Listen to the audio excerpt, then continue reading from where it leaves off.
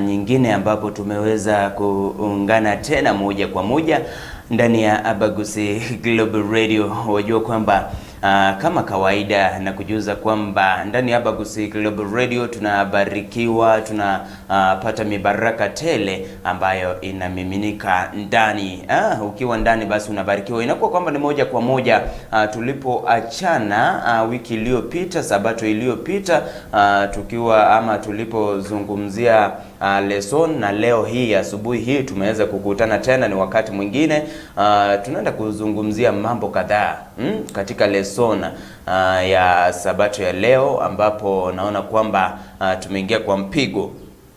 Yes, naona kwamba mwalimu amekwisha fika studioni, na tutazungumzia mengi ambayo ametuandalia asubuhi ya leo kwenye lesoni yetu ya 10 kwenye quarter hii.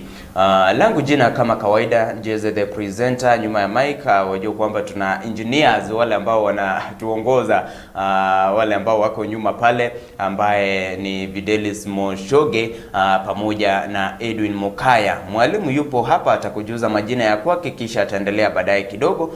Kwa sasa na kukaribisha uweze kujuza msikilizaji wetu labda majina tena, umkumbushe. Unajua kwamba inakuwa ni vema unapomkumbusha uweze kumkumbusha, na inakuwa kwamba ni short tena zaidi. Asante, karibu. Nashukuru kwa siku ya leo na kwa wakati ambao Mungu ameweza kutupa. Tukaingia hapa ili kujifundisha neno lake. Majina ni Elder Peter Ombati, Milimani Church. Alright, asante sana Elder Peter Ombati kutoka Milimani. Wajua kwamba Milimani kuna Milimani Kisumu ama nyingi. Lakini milimani tunayozungumzia ni milimani ya Kisii, katika wilaya ya Nyanjwa, South Kenya Conference. Alright. Yeah. Asante sana mpenzi msikilizaji, inakuwa kwamba ni moja kwa moja. Ningeomba kwamba uweze kuniruhusu nimpe Elder Peter Ombati nafasi aweze kutuongoza katika ombi, na basi baadaye kidogo tutaendelea pale kwenye lesson. Kwa sasa Elder, thank you. Tupeleke kwenye ombi. Tunaomba. Baba na Mungu wetu, tunakushukuru kwa sababu wewe ni mwema na hakuna mwingine kama wewe. Umekuwa nasi juma nzima, umetuhifadhi vyema, na tunashukuru kwa sababu pia umetuleta hapa ili kuweza kutafuta uso wako katika kulisoma neno lako. Tunaomba Roho atuongoze sisi pamoja na wasikilizaji wote, kwa jina la Yesu aliye mkombozi wetu. Amen. Amen. Amen. Asante sana. Asante sana. Basi msikilizaji, studioni ni Elder Peter Ombati. Wiki iliyopita tulizungumzia to serve and to save. Ni kweli. Labda kweli.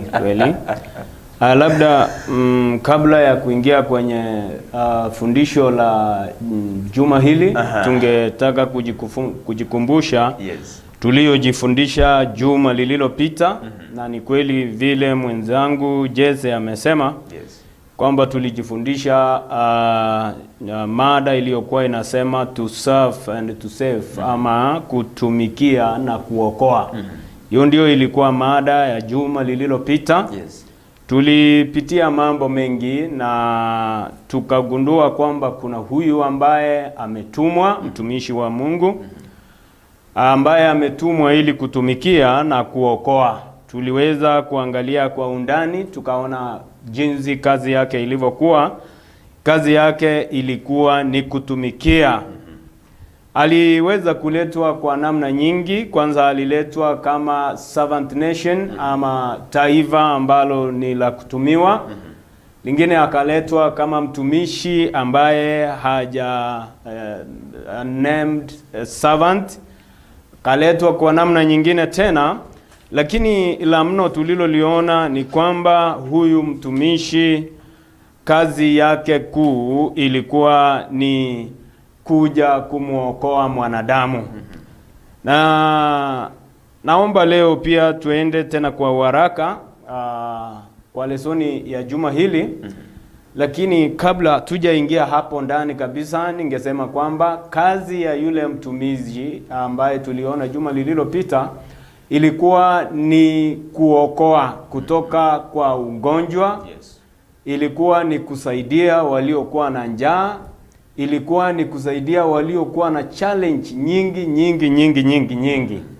Na kama wafuasi wake sisi tuliona kitu kimoja, kwamba ikiwa tutatembea kama yeye, itabidi tutembelee wagonjwa, itabidi tuwatembelee walio na njaa, itabidi tuwatembelee wasio na nguo, wasio na nyumba, na tuweze kuwapatia haya ambayo hawana wao. Yes. Kwa namna hiyo tutakuwa tumetumika, tutakuwa tumewatumikia, na pia tutakuwa kwa namna nyingine tumewaonesha ambaye anaweza kuokoa.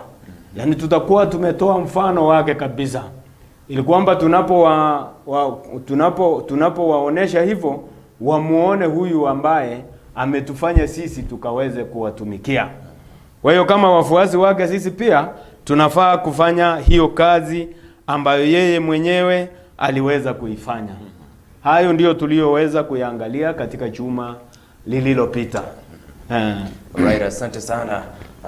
Unajua kwamba tunashukuru sana, na msikilizaji, una bahati kwamba tuna mwalimu wetu ambaye anakuelewa, anasema kwamba lazima labda aweze kukukumbusha yale ambayo tuliyapitia wiki iliyopita ama tulijifunza.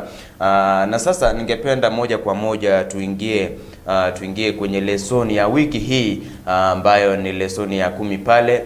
Wajua kwamba pia wakati unasonga hii quarter inaisha. Tunaingia kwenye quarter nyingine tena, lakini hata hivyo nashukuru sana, tunakukaribisha wakati mwingine tena. Moja kwa moja Elder, sijui lesoni ya wiki hii tunazungumzia nini? Juma hili na ningependa kuwakaribisha kuzungumzia mada inayosema doing the unthinkable. Kufanya lisiloweza kufikirika. Kufanya lisiloweza kufikirika. Kumbuka tunaendelea kujifundisha kuhusu huyu mtumishi ambaye tumemzungumzia hapo nyuma. Tunaendelea kujifundisha zaidi kumhusu yeye na yale ambayo ana uwezo wa kuyafanya. Nataka nianze kwa kusema kwamba mwanadamu alipoumbwa, Biblia inasema vyema kwamba aliumbwa akiwa mkamilifu, akiwa hana waa lolote wala doa, lakini ikafika mahali akadanganywa, na alipodanganywa akafanya uchaguzi ambao ulikuwa ni mbaya, akawa ameingia kwenye shida. Kifo kikawa ndio sehemu yake sasa. Kwa sababu mnavyokumbuka ni kwamba Mungu anakimuumba mwanadamu, anamwambia kwamba matunda yote mnaweza kuyatumia, lakini tunda ambalo lipo katikati ya shamba hili msiweze kulitumia. Ile siku ambayo mtalitumia lile tunda lazima mtakufa. Yes. Kwa hiyo mwanadamu alipokuwa katika hali ya kutunza lile shamba, akaingia yule ambaye anaitwa mwovu na anatembea kwa haraka, akamzungumzia vyema, na mwisho tunaona mwanadamu akiweza kuanguka katika kitabu cha Mwanzo 2 kuanzia 28 kuendelea mpaka 3. Lakini akawa amechawa vibaya. Kwa namna nyingine tunaweza kusema akachawa kifo badala ya kuishi milele, ama badala ya uhai. Akawa amechagua jambo la namna hiyo. Unaposoma Biblia vizuri, unaona hili ni jambo ambalo halikuenda mbinguni, halikuenda vyema na mbingu ikawa inashughulikia jambo hili. Maana Mungu kusudi lake lilikuwa ni kumuumba mwanadamu akaweze kuishi milele na katika uhusiano ulio mwema pamoja naye kama muumba wake. Sasa hili likawa ni shida kubwa, ikawa kuna maswali na kufikiria ni vipi tunaweza kurejesha tena ule uhusiano uliokuwepo, ili mwanadamu aweze kuishi jinsi, ama ili matumaini ya Mungu, ili lengo la Mungu likaweze kutimia, kwamba mwanadamu ameweza kuishi milele. leo hii tunaangalia jambo hili la kusema doing the unthinkable, jambo ambalo halingeweza kufikiria. Maana unajua mtu anapofanya uchaguzi wake ni shida tena kuweza kumfikia, maana ameisha fanya uchaguzi wake. Katika utangulizi hapo unamuona mtu ambaye anaitwa Love Fook, ambaye ameweza kufa katika quarry, tunaweza kusema katika mines katika lugha ya Kiswahili. Katika aliweza kufia mahali ambapo watu walikuwa wanachimba madini, mambo kama haya. Lakini lililomsukuma mpaka akawa ameenda pale, si kwamba alistahili kuwa pale, la, alikuwa amesumbuka ndani ya moyo wake, maana alikuwa anataka kuwafikia wale mateka ambao walikuwa wamepelekwa pale. Wajua kwamba waliokuwa wanaenda kuchimba madini sehemu hile katika Chinese quarry, American mines, I mean mahali ambapo madini ya Amerika yalikuwa yanachimbwa, waliokuwa wanapelekwa pale ni mateka. Mtu wa kawaida ambaye ana shida, hajatekwa, hangeweza kufika pale. Sasa huyu aliamua kufanya jambo ambalo halingeweza kufikirika. Kujitoa ili akaweze kujiuza kama mateka kwa Waamerika. Na kwa namna hiyo angeweza kufika kwa ile quarry amba ile mine ambapo wale mateka walikuwepo. Unajua kwamba mateka walikuwa ni watu wa vita. Sasa walikuwa, they were criminals. Tunaweza kusema these were criminals. Mwandishi anasema kwamba huyu aliweza kujiuza akapelekwa pale, lengo kuu likiwa aweze kuwafikia wale mateka ambao walikuwa wanafanya kazi katika ile quarry. Na tunamuona kwamba alifika pale, ndio, na akaweza kukaa pale, na baada ya miaka 5 Love Fook aliweza kufariki. Lakini lengo lililompeleka pale alikuwa amekwisha litimiza. Maana tunaona katika hiyo hadithi kwamba watu 200 walikuwa wamepokea Yesu na walikuwa wamepokea tumaini katika maisha yao. Ni jambo ambalo ukiliangalia kwa mtazamo wa manadamu ni jambo ambalo haliwezi kufikirika. Yaani huwezi kufikiria kwamba unaweza kujipeleka kwa namna ile. Sasa huyu mtumizi tunayemzungumzia leo, kazi yake inalinganishwa na hii kazi ambayo Fook aliweza kufanya nini? Aliweza kuifanya. Naye ametenda jambo ambalo ni jambo lisiloweza kufikirika.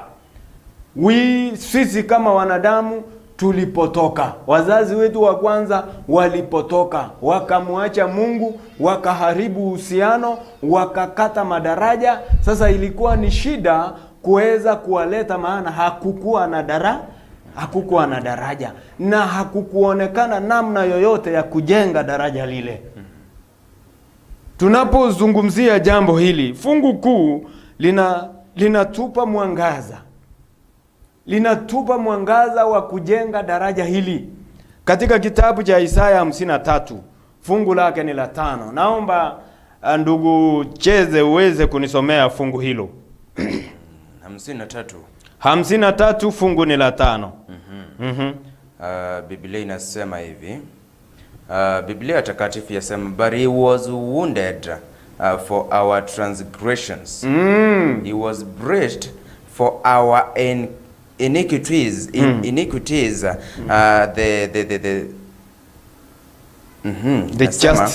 The chastisement of our peace was upon him, and with his stripes we are healed. Yes. Linaloonyeshwa hapo ni kwamba huyu mtumishi ambaye tunamzungumzia leo, ambaye analitenda jambo lisiloweza kufikirika. Inasema Biblia kwamba he was wounded. Yeye aliweza kutiwa majeraha kwa sababu ya makosa yetu, our transgressions. Aliweza kujeruhiwa kwa sababu ya makosa yetu. Akaweza kusumbuliwa kwa sababu ya dhambi zetu. ile adabu aliyopewa ilikuwa apate hiyo ghadhabu ili sisi tuweze kupata amani. Amani pamoja na Mungu wetu. Amani ambayo ilikuwa imeharibiwa wakati ambapo tuliharibu uhusiano. Wakati ambapo daraja lilikuwa limekatika. And by his stripes we are healed. Alipiwa mijeredi. Na akapiwa mijeredi, kukatokea na majeraha. Kwa sababu ya yale majeraha, sisi majeraha yale ambayo tulikuwa tumeyapokea kupitia kwa kukata madaraja yakaweza kupona.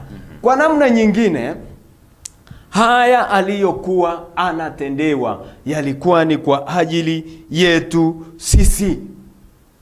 Kama vile Fuku alivyojitoa, yeye ako pale anajimba madini, si kwa sababu yeye ni mateka, lakini kwa hiari yeye amekubali kuchimba madini ili akaweze kuwafikia wale waliokuwa pale chini, wale waliokuwa mateka. Manake wangechipa yale madini mpaka wafariki pale, na wangeweza kurudi wapi? Nyumbani.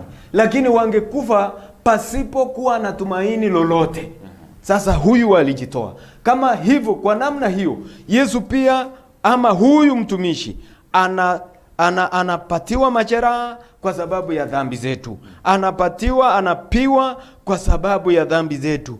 Anapewa adhabu ambayo si yake kwa sababu ya amani ambayo anataka tuwe nayo kwa Mungu. Tunapona kwa sababu yeye amefanywa kuwa mgonjwa. Hayo ndiyo mambo ambayo leo tunayaangalia.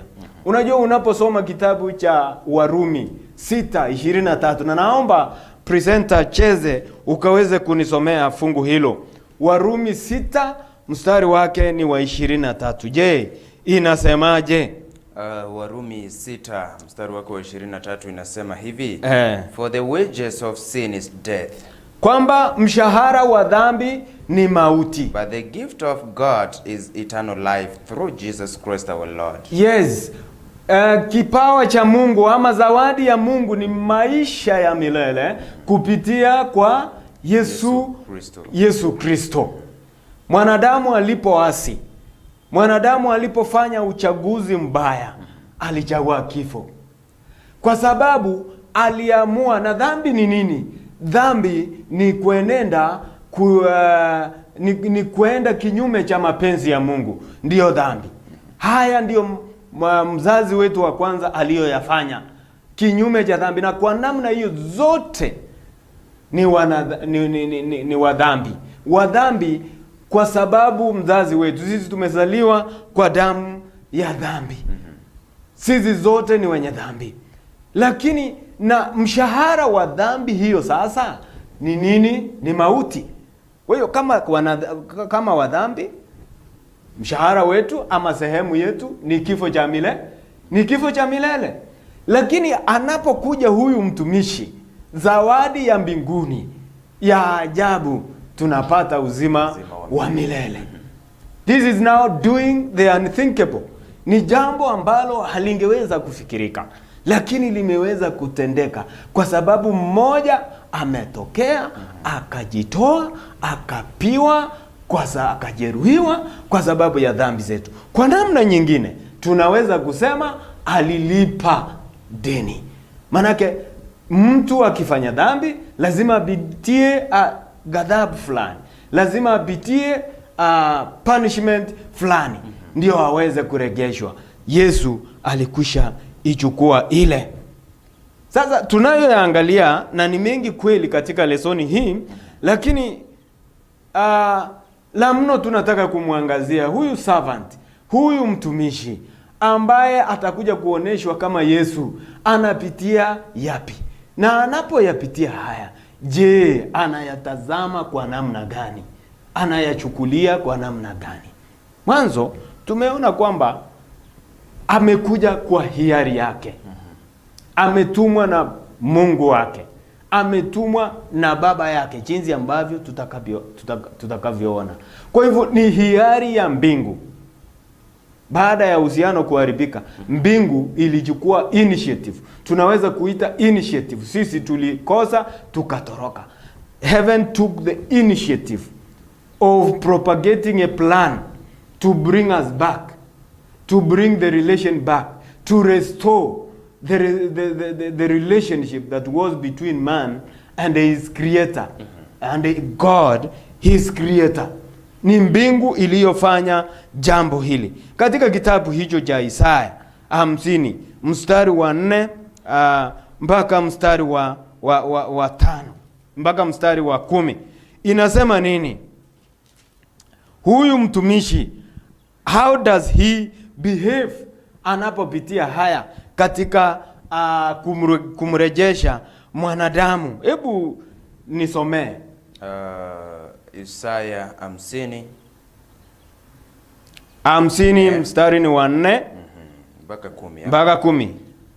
Haya, na kabla basi niweze kusoma fungu hilo, ningependa kukujuza kwamba msikilizaji wetu popote ulipo, kumbuka kwamba ni kwenye lesson discussion. Tunazungumzia ama tunachambua Biblia. Unajua kwamba ni vema pia kupata wakati kama huu upo ndani. Tunazidi kukuongoza moja kwa moja, tunazidi kukubariki. Kumbuka kwamba zidi kuachilia jumbe za kwako, nitazipitia, nitazisoma, maswali ya kwako yatajibiwa. Tupo na mwalimu studioni na mambo yanakuwa shwari tu. Zidi ama kwenye upande wa YouTube nitaingia pale, nitaangalia maswali ya kwenu, nitaangalia comments za maoni yako ambayo umeyatoa. Nitarudi upande wa Facebook, nitaangalia kote. Alafu pia na wale ambao wanatusikiza kupitia kwa njia ya radio, pia inakuwa kwamba ni shwari tena zaidi. Ukitaka kutoa maoni yoyote ama swali lolote lile, ingia upande wa YouTube hapa Gusii Global Radio, ingia upande wa Facebook hapa Gusii Global Radio, na mambo yanakuwa shwari, tunasonga mbele kwa pamoja. Fungu la Isaya 50 nianzie 4 pale. Biblia takatifu inasema, The Lord God has given me the tongue of the land, that I should know how to speak and word in season to him that is weary. He awakens morning by morning, he awakens my ear to hear as the learned. The Lord God has opened my ear, and I was rebellious, neither turned backward. As Sita yasema, I gave my back to the smiters, and my cheeks to them who that plucked out the beard. I hid not my face from shame and spitting, that is. Saba yasema, for the Lord God will help me, therefore shall I not be confounded. Therefore have I set my face like a flinty, and I know that I shall not be ashamed. Nane yasema, he is near that justifies me. Who will contend me with me? Let us stand together. Who is my adversary? And let him come near to me.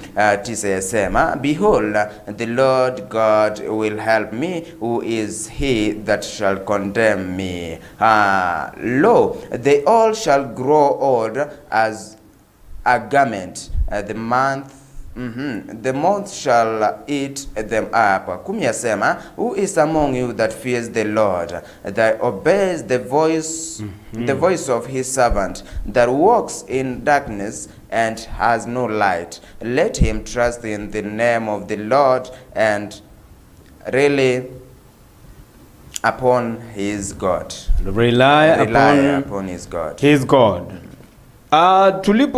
Tulipoangalia juma lililopita, na nakumbuka vizuri, tuliangalia Isaya 49 mstari wa 7. Ilikuwa inamzungumzia huyu mtumishi, jinsi ambavyo atakavyochukuliwa na wale ambao amekuja kutumikia. Hapa tunampata huyu mtumishi akijizungumzia mwenyewe jinsi ambavyo amefanyiwa. Katika 49 verse 7 unasoma kwamba the servant is despised, the servant is abhorred, Yani, and the slave, he becomes the slave of rulers. Kwamba huyu mtumishi anadharauliwa, aonekane kama mtu wa maana. Watu wanamwangalia kwa kejeli, hawamuoni kama mtu wa maana. Watu wanamfanya mpaka anaonekana ni kama mateka. Is like a slave of rulers. Ni kama mateka wa viongozi wa wakati ule. Lakini mara tu unamuona akisema, the kings shall see and stand up, princes they shall prostrate themselves. Kwamba wakati upo ambapo hata kama amefanyiwa haya yote, viongozi watamwangalia na watamsimamia. Kumaanisha kwamba watampa heshima ile ambayo anafanya nini? Ile ambayo anastahili. Lakini katika kitabu hicho cha Isaya 50 unamuona mwenyewe anajizungumzia mwenyewe jinsi ambavyo ametendewa. Nasema kwamba the servant is humiliated. He is humiliated. Kwa mfano ukisoma verse 6, what does it say? Inasema, I gave my back to the smiters and my cheeks to them that plucked me out. Yes. The beard. So you can see yale ambayo tunazungumzia sasa. Mtumishi anasema, anajisemea, anajizungumzia kwamba yeye katika hii kazi yake, katika hii mission yake, alipeana mgongo wake ukachapwa. He was whipped. Alipiwa micheredi kwa mgongo wake. Akatoa kidevu chake. Kidevu chake. The Bible says they pulled out his beard. Yani walichukua ndevu yake wakafanya nini? Wakawa ni wanaitoa. Tena hata si kunyoa, la, walikuwa wanaifuruta. Hii alafu endelea chini kidogo. Inasema, I hid not my face from shame and spitting. Wao wakamtemea mate, lakini yeye hakuficha uso wake. Aliuacha tu uso ule ukafanya nini? Ukatemewa mate. Endelea kidogo. Saba yasema, for the Lord God will help me. Yes. Therefore shall I not be confounded. Yes. Bado hata anapofanyiwa haya, tegemeo lake ni Mungu wa mbinguni. Tumaini lake ni katika Mungu. Anasema kwamba ninajua hata kama ninapitia haya, huyu Mungu Bwana wangu atafanya nini? Atanisaidia. Na hii kazi ambayo nimeikujia, nitafanya nini? Nitaikamilisha. He will be vindicated. Amekuja, he has come for a mission. It doesn't matter what he undergoes. The mission must be accomplished. Man must be saved. Na hivyo ndivyo Isaya amekuwa akifanya nini? Akitabiri vile ambavyo tumekuja na Isaya. By the way, the book of Isaiah has been developing a theme ambayo inamzungumzia this servant. Prophecy, God with us. Tumepitia hayo yote. Today we have the servant on mission. He is priest. Yeye ametoa mgongo wake ukachapwa. Ametoa uso wake ukatemewa mate ili aweze kufanya the unthinkable. Ili aweze kufanya lile ambalo aliwezi kufanya nini, ndugu zangu? Haliwezi kufikiria. And this path of vindication lazima ingepitia kwa physical abuse ambayo sasa tunafanya nini? Ambayo tunaiangalia. The servant finishes by saying that all should believe and hope in God because he is a savior. Haya ni mambo ambayo kwa namna nyingine huwezi kuyakubali, huwezi kuyaamini. Kwa mfano unapomwangalia huyu Yesu ni nani? Yesu ni muumbaji. Na Biblia inaonyesha tu wazi. Lakini mtumishi huyu anasema, jamani, hata kama tumepitia haya, ni vyema kwamba watu wote waweze kuwa na imani katika huyu Mungu. Because he is a mighty God. He saves. He is able to save. Hata kwa namna yoyote. At the peril of his son's life, bado he is determined to build a bridge between him and us, ambao tulikuwa tumepotoka kutoka kwa mkono wa nani? Kutoka kwa mkono wake. People strike the servant, painfully black out hairs from his beard, and spit at him, but he anavumilia. Let him come down from the cross and we will believe in him. Hata Yesu anapowekwa msalabani, ndugu zangu, anakejeliwa bado mpaka pale msalabani tu. Wanasema huyu jamaa aliye hapa juu, yeye amekwisha okoa wengine. Leo inakuwaje kwamba yeye hawezi kujitoa kwenye msalaba? Si utoke hapo sasa. Utoke hapo. Bado kejeli inaendelea mpaka pale. But God is busy building the bridges in Jesus. So folks, ilichukua mbingu to build a bridge between us, ambaye ni wanadamu waliopotea, na yeye, ili mgharimu mbingu. Hata pale msalabani Yesu anadharauliwa, anatukanwa pale, but God is determined to accomplish the mission. God's son had to die on the cross, but alivumilia, na mpaka mwisho we are now at peace with God. Asante sana.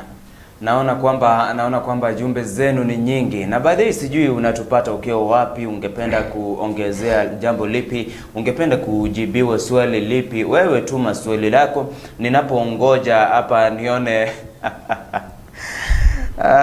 Engineer Fidelis Moshoga ananiambia kwamba kidogo tu. Okay, asante sana.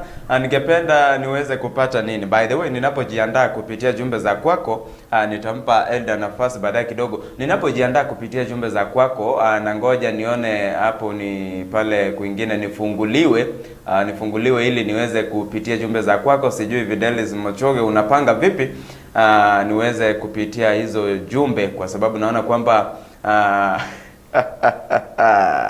anyway, ni sawa, ni Sabbath lesson discussion. Fidelis, mambo yako shwari? Ningependa niweze kupitia jumbe na mambo yanakuwa shwari tena zaidi. Asante sana. By the way, naona kwamba jumbe ni nyingi,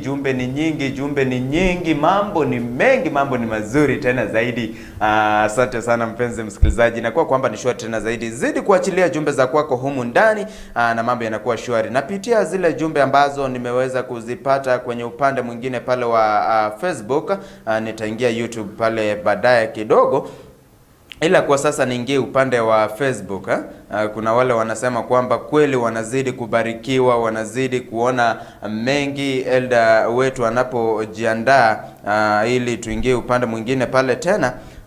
Naomba kwamba niweze kufanya nini? Naomba kwamba niweze kupitia jumbe hizi na mambo yanakuwa shwari. Naona kwamba watu ni wengi wapo ndani, wanasema kwamba wanazidi kubarikiwa kutoka Saudi Arabia, Qatar, watu kutoka USA pale New Jersey, Texas, Minnesota na kwingine kule, wanasema kwamba wapo ndani, wanazidi kusonga mbele kwa pamoja. Mpenzi msikilizaji, inakuwa kwamba ni shwari tena zaidi. Je, uko na swali lolote lile ungependa kujibiwa, lilete humu ndani. Maswali hayo tunayakaribisha. Naona hiki nikia Baba Susan anasema kwamba glory to the Almighty for the gift of life. Asante sana. Anaitwa Frederick David Omosai Straight anasema kwamba somo nzuri tena zaidi. Asante sana. Huyu anasema Jeno Chengo niko ndani watching from US. Asante sana. Tunawatambua tena zaidi. Huyu anasema nini? Anasema Faith Mura Ogat anasema watching from Gesusu. Asante sana. Unasema kwamba watu wote from Gesusu wanazidi kubarikiwa. Liza anasema kwamba anazidi kubarikiwa moja kwa moja. Lawrence Sagini anasema streaming live. Happy Sabbath to you all. Mocho Korobu Okyoga anasema kwamba happy Sabbath Minto. Karibu sana ndani. Bagusi Global Radio. Nao Mnyamwita anasema niko ndani, nashukuru sana. Sheila Kemta anasema kutoka Makongeni Jogoo Road pamoja. Naona kwamba huyu anasema ni Bet Auka, anasema nazidi kubarikiwa. Anasema kwamba okay, asante sana. Natumai kwamba engineer ameweza kushughulikia Rachel Bochaberi, engineer ameweza kushughulikia hilo jambo. Ogeche Moses, huyu anaitwa Lilian Nyansi Aboka Jose, anasema kwamba happy Sabbath. Ogeche Moses anasema happy Sabbath day. Hallelujah. Jared Nyamweya, Mother Bunari unasema kwamba watching live from somewhere. Somewhere ni wapi? Ama kuna mahali kunaitwa somewhere. Wewe Mother Bunariri. Anyway, asante sana by the way, tunashukuru tena zaidi. Hapo ni kwenye upande wa Facebook. Upande wa Facebook.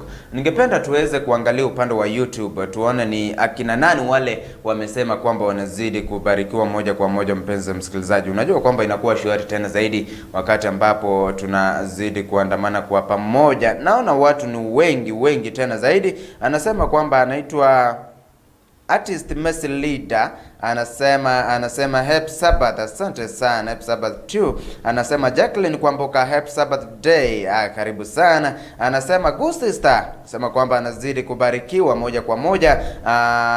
Josephat Onsare Orwenyo anasema happy Sabbath watching from Dallas, Texas. Asante sana, karibu ndani ya Abagusi Global Radio, tunazidi kusonga mbele kwa pamoja. Hapo ni upande wa YouTube, naona kwamba tunazidi kubarikiwa mpenzi msikilizaji, na kwa kwamba ni shwari tena zaidi, zidi kutembea nasi moja kwa moja. Kama una lile ungependa kuongezea, tafadhali uko na nafasi kwenye upande wa YouTube, Facebook, na kwa wale ambao wanatusikiza kupitia kwa njia ya radio, na kwa kwamba ni shwari tena zaidi. Kama una jambo lolote, kama uko na jambo lolote, kimbia pale upande wa YouTube ama Facebook. Huyu anasema anaitwa Yobesha, anasema kwamba watching live from Nyangoso na mke wake Margaret Kerubo, anasema kwamba yupo ndani hadi tamati. Asante sana, zidi kubarikiwa. Tuandamane kwa pamoja, na moja kwa moja ningependa kurudi kwake Eda ili tuweze kuangalia kuingia kwenye upande mwingine tena wa lesson.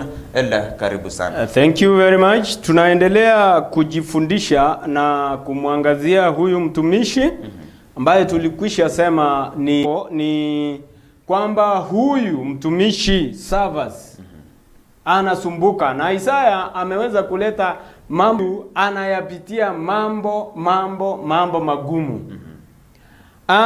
Mambo yale anayoyapitia, Biblia inaendelea ikimaliza ikisema kwamba kufanya lile ambalo halingewezekana. Kwa hiyo tunatembea katika barabara ambayo imefanya lisilowezekana likaweza kupitia. Katika kitabu hicho cha Zaburi 52 mstari wa 13, ningependa mwenzangu Bwana Jeze ukaweze kunisomea bara hii. Zaburi 52 13. Zaburi 52 13 inasemaje? 13 ni kama hiyo umefungua Psalms. Zaburi. Nasema Zaburi. Zaburi si I'm talking of Isaiah. Isaiah. Isaiah. I'm talking of Isaiah. I'm sorry. Shall deal prudence 13. He shall be exalted. Yes, nataka hilo neno. My servant shall be exalted and na hawe ni mtu wa juu sana. Yani inatupa picha ambayo huyu mtumishi kabla hajaanza hii kazi, kabla hajaingia hapa, kila kitu ako juu sana. Isaya anataka kumleta hivyo, anataka kutupa picha yake kabla hajaingia kwenye hili.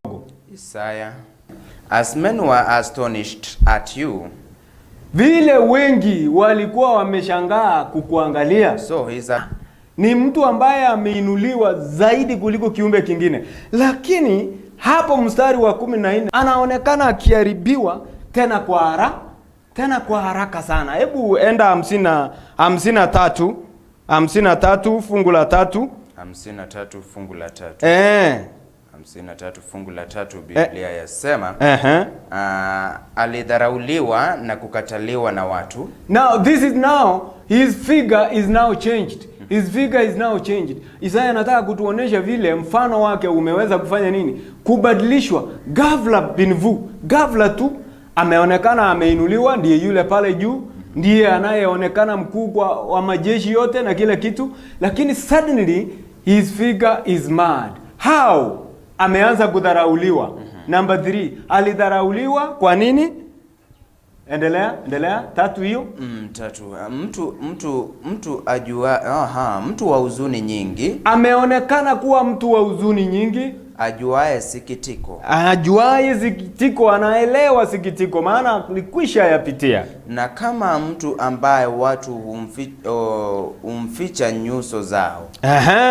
Watu wanapomwangalia sasa hata hawana tamaa, ana sura ya kuangaliwa. He has been mad. Ameharibiwa kabisa, watu hata hawataki sasa kuangalia nini? Sura yake. Nataka niseme hivi kwa ufupi. Unapoendelea kusoma hiyo kuelekea chini, utagundua kwamba anayapitia mambo makubwa. Anateswa. That's why huyu mwandishi wa lesoni anasema the suffering servant. Anaonekana ni mtu mwenye shida nyingi.